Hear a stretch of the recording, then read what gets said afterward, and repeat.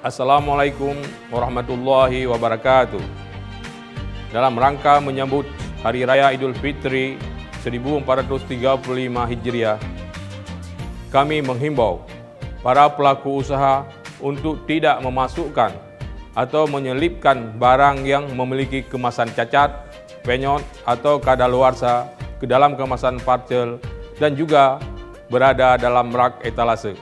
Bagi konsumen, kami ingatkan agar selalu teliti sebelum membeli, perhatikan label dan masa kadaluarsa, pastikan produk memiliki tanda registrasi Balai POM dan tanda ML atau MD. Beli sesuai kebutuhan, bukan keinginan, serta tegakkan hak dan kewajiban Anda selaku konsumen. Kami Kepala Dinas beserta seluruh keluarga besar Dinas Perindustrian dan Perdagangan Aceh mengucapkan selamat Hari Raya Idul Fitri 1435 Hijriah. Mohon maaf lahir dan batin. Wabillahi taufiq wal hidayah. Wassalamualaikum warahmatullahi wabarakatuh.